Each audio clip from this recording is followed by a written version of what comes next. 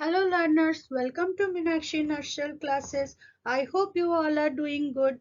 Let me rewind for you what you are going to get in Meenakshi's Nutshell classes.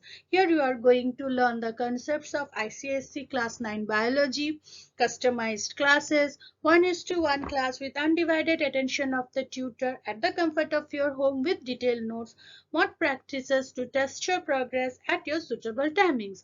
For more details, you can contact me at my email address, which is meenakshi.nutsellclasses@gmail.com. In this video, we will learn about the skin derivative nail from Unit 5.C Skin. I will discuss about the nail anatomy under the following topics: nail root, nail body or nail plate, free edge of nail, nail matrix, nail folds, and nail unit tissues.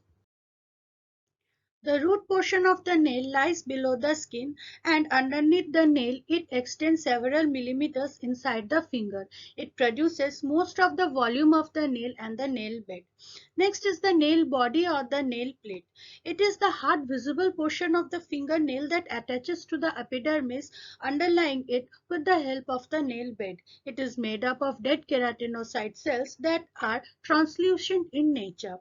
The nail body that is attached to the epidermis with the help of nail bed, and this nail bed sits on the top of tiny blood vessels that are feeding it, and this gives the nails their pink color.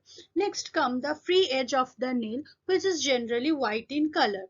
This free edge of the nail is the extension that is growing beyond the fingertips. It provides protection for the tips of the fingers and toes. However, it is often white in color because it is no longer in contact with the nail bed, which was giving the pink colors to their nail. Next, we'll learn about the nail matrix. The nail matrix is the tissue under the nail. It extends under the nail root and contains the blood vessels and the nerves. This tissue is responsible for the creation and anchoring of the nail plate. The matrix is the location where new cells are produced that will eventually become the nail plate and the free edge of the nail. The length, thickness, and overall size of the matrix will determine the width and thickness of the nail plate. A healthy nail matrix will grow into a healthy nail plate. The green color on the above figure shows the germinal matrix. The germinal matrix originates behind the nail root.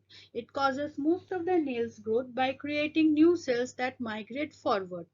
These cells eventually flatten and lose their nuclei in the process. It extends to the proximal part of the nail body and it is visible as lunula. The lunula is shown in the figure below.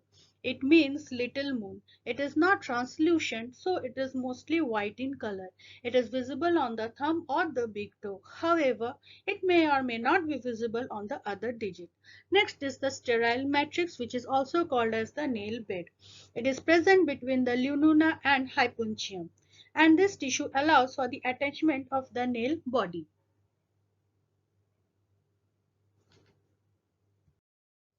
Nail folds. What are these? These are the fold of hard skin that overlap the base and the side of the fingernails or the toenails.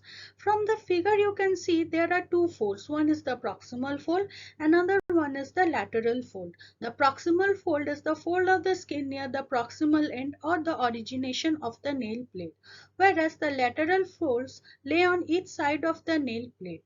Next, you can see there is a cuticle or dead tissue. This cuticle is the thin, dead, transparent tissue which is produced by the eponychium and it extends into the base of the nail plate. Here we come to the nail unit tissue. These are the special tissues around the nail folds that help to seal and protect the nail plate. These words all end in nichium, which means little claw, that refers to the nail itself. The prefix for each word tells where these tissues are located in the nail. So there are three types. One is the hyponychium, where hypo means under. Next is the eponychium, where epi means over or upon, and the last one is the paronychium, which means alongside or beside. Let's take a look one by one. Hyponychium. You can see the hyponychium is the epithelial tissue just under the free edge of the nail and is distal to the nail bed. The prefix hypo means under, so it is under the little claw. The hyponychium is rich in white blood cells and it forms a seal between the nail plate and nail bed to defend against germs. Next comes the aponychium. It is the thin layer of tissue on the ventral surface of the proximal fold that protects the nail matrix and root.